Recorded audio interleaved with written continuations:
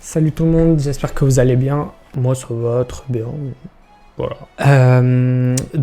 Aujourd'hui je vais vous raconter des petites histoires, des petits faits qui se sont passés sur des tournages de 3 films de Noël que j'aime particulièrement. Donc on approche de Noël, donc moi je me dis pourquoi pas faire des petits trucs sur Noël. Donc voilà, tout simplement, j'ai eu cette idée. Je me suis dit pourquoi pas. Du coup, je vais vous raconter des histoires de tournage de 3 grands films célèbres, très connus, qui se déroulent pendant Noël. C'est pas forcément des films qui traitent que de Noël, mais ça se passe pendant Noël globalement. Du coup, voilà.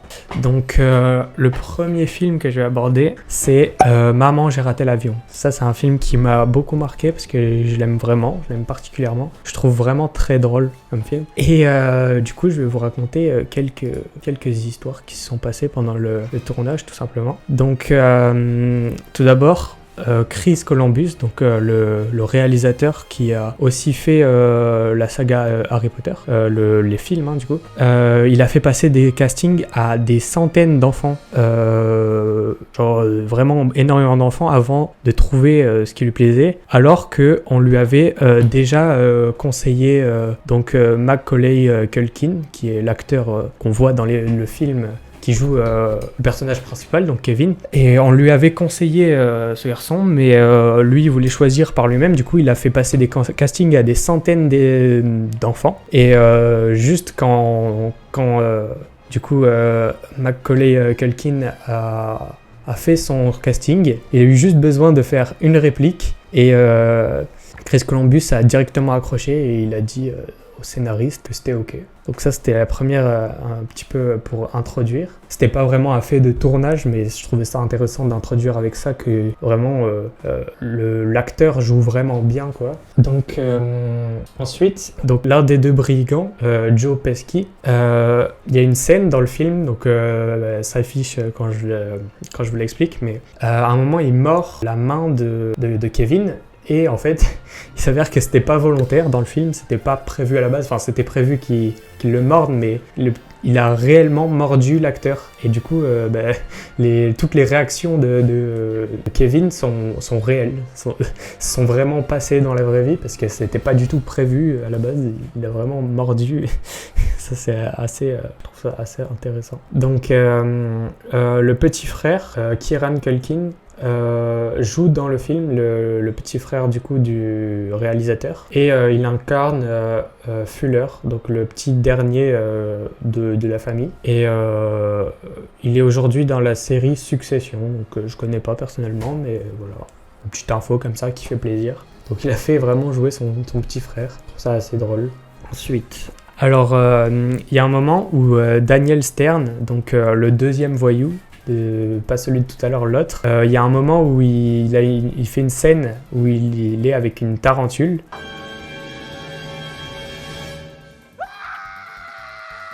Et il a préféré jouer avec une vraie tarentule, donc il a fait la scène avec une vraie tarentule plutôt qu'une fausse en plastique ou quoi, parce qu'il trouvait ça cool, juste.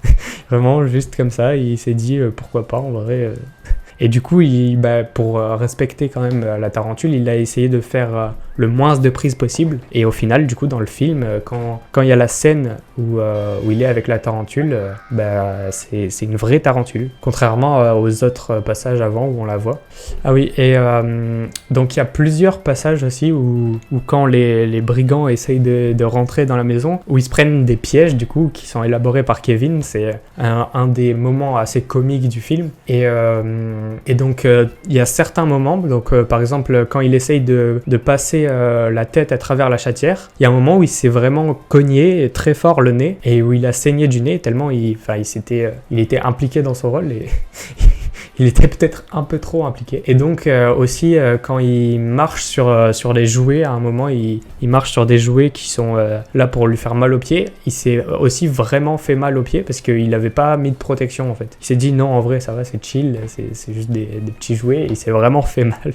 Du coup bon, Voilà. Du coup aussi, la dernière anecdote que j'avais à vous dire sur ce film-là, c'est que à un moment, Kevin, du coup, quand ses parents sont partis et qu'ils se rendent compte, enfin que toute sa famille est partie, il y a une scène où du coup il fait l'adulte un petit peu en quelque sorte, et il y a un moment où il se met comme ça de l'aftershave, donc de l'après-rasage, et il fait un cri dans la scène, on le voit dans le film, et c'était pas du tout prévu dans le script, il a totalement improvisé, et je trouvais ça assez drôle qu'il sue à cet âge-là improviser un truc et qui rend bien, parce que ça a été gardé au montage au final. Je trouve ça assez marrant. Donc voilà, c'est à peu près tout pour Maman j'ai raté l'avion. Du coup je vais vous parler du deuxième film.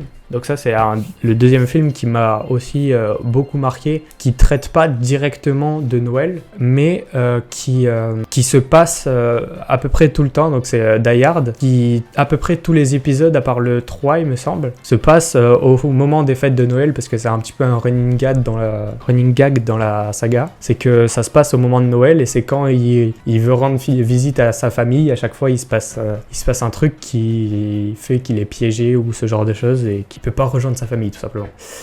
Donc en premier, il s'avère que Alan Rickman, donc l'acteur qui joue le personnage principal, il a eu beaucoup de difficultés sur le tournage à ne pas détourner le regard ou cligner des yeux ou de sursauter tout simplement quand il tirait avec une arme à feu sur le tournage. Il n'était pas habitué à faire autant de scènes d'action avec des armes à feu, et du coup le bruit ça le surprenait, il n'arrivait pas à le faire, et du coup si on analyse bien les films, on voit qu'il y a il y a très peu de scènes où on le voit directement de plan de face en train de tirer avec une arme, parce qu'au final il y arrivait juste pas, ça le faisait sursauter à chaque fois, et du coup ouais ça et du coup c'est assez étrange quand un acteur qui fait un rôle d'action comme ça et réussisse pas à ne pas sursauter quand il tire avec une arme à feu, c'est assez ironique.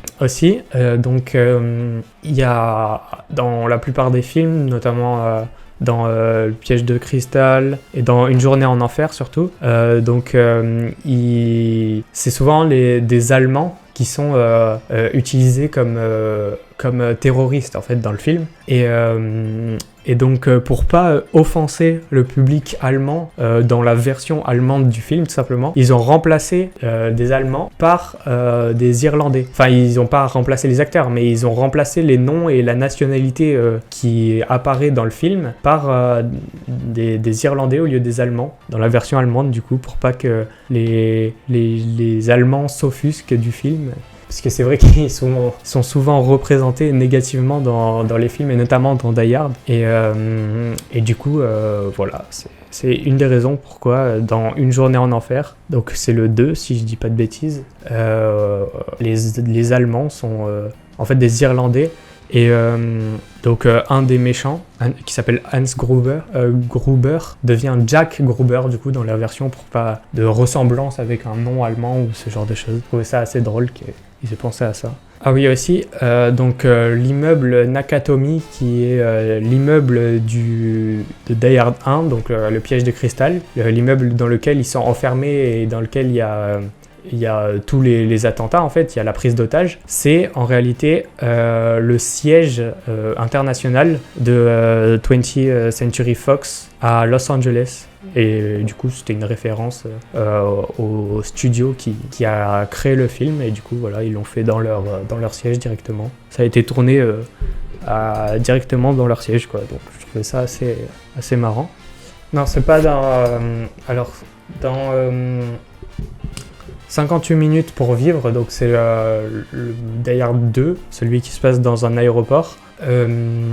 À la fin, enfin je sais pas si c'est à la fin du film, mais quand il fait exploser l'avion, en gros il y a tout qui prend feu. Et dans la version française, donc moi je l'ai regardé en français, l'acteur, enfin le personnage principal, il dit c'est pas le feu de la Saint-Jean, mais ça marche quand même. Et du coup, moi, ce que j'ai pensé quand je l'ai regardé, c'est que le feu de la Saint-Jean, ça n'existe pas. Aux États-Unis, ça n'existe pas, c'est une fête française. Et du coup, je me suis renseigné sur ce qu'il disait réellement. Et en fait, la phrase dans la VO, il dit « EPO, motherfucker ».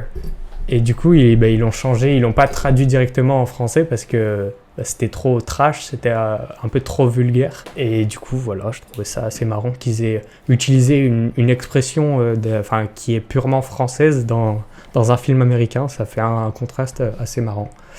Voilà, donc c'était la dernière anecdote sur Die Hard. Et donc, le dernier film qui m'a aussi beaucoup marqué, c'est L'étrange Noël de Monsieur Jack. Du coup, là, c'est vraiment dans le thème avec Noël.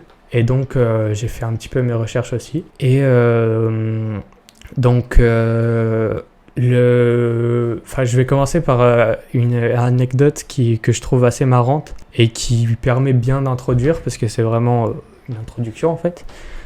À la base, déjà, L'étrange Noël de Monsieur Jack, c'est issu d'un poème qui a été écrit par Tim Burton, du coup, au début des années 1980. Et en gros, l'histoire, enfin le personnage principal, donc Monsieur Jack, ça lui a été inspiré en fait quand il est passé dans la rue devant une boutique, et c'était pile au moment où ils étaient en train de faire la transition entre les décos de Halloween et les décos de Noël, et donc il y avait une sorte de momie un peu comme ça, d'épouvantail, qui avait un costume de Noël. Ça devait être les gens qui travaillaient dans cette boutique, tout simplement, qui s'étaient amusés à faire ça, et du coup c'est ça qui lui a inspiré à faire un film qui mêle un petit peu un univers horrifique, mais qui se passe à un moment de Noël, et c'est ça qui lui a inspiré l'histoire un petit peu, enfin l'ambiance en quelque sorte du poème, enfin et du poème, et donc du film après. Ah, aussi, ça c'est pas une anecdote de tournage, hein. Forcément c'est de l'animation, du coup il n'y a pas d'acteur, mais c'est un fait qui est assez important dans l'histoire un petit peu du cinéma. C'est que L'étrange Noël de Monsieur Jack, c'est le tout premier film de l'histoire des films d'animation, qui a été le premier long métrage qui a été entièrement fait en stop motion. Donc c'est le stop motion, pour ceux qui ne savent pas, c'est quand on prend des objets physiques de la réalité et qu'on prend photo par photo et qu'on les aligne ensemble, en fait, comme les premiers dessins animés étaient faits, mais là en 3D. On prend des photos, on les assemble à un certain nombre d'images par seconde, et donc ça fait une animation. Et donc c'est le tout premier long métrage qui a été fait, tout simplement en stop motion. Et du coup il y a une anecdote qui est assez intéressante sur ça, c'est qu'il y a pas moins de 400 expressions de visage qui ont été modelées, donc avec le matériau qui a été utilisé pour faire les figurines. Il y a eu 400 expressions de visages différentes qui ont été fabriquées pour pouvoir montrer un maximum d'expressions différentes sur le visage des différents personnages. Et du coup, c'était assez intéressant, je trouve, de montrer qu'il y a un travail qui est quand même assez énorme derrière ce film, parce que je ne sais pas si vous vous rendez compte, mais ça fait un nombre de photos pour faire un long métrage aussi long qui est totalement énorme, en fait. Et du coup, la dernière c'est que le compositeur attitré de Tim Burton est dans la bande originale de L'étrange Noël de Monsieur Jack. Donc c'est Danny Elfman qui a prêté sa voix aux 3 personnages du film. Jack lorsqu'il chante, l'un des 3 enfants nommé Barrel, et le clown qu'il y a dans le film. Et du coup voilà, c'est à peu près tout ce que j'avais à vous dire aujourd'hui.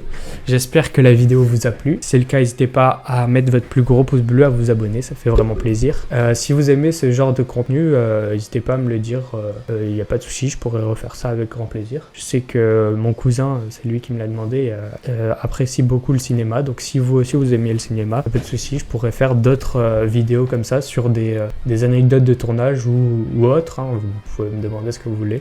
En tout cas, bye bye.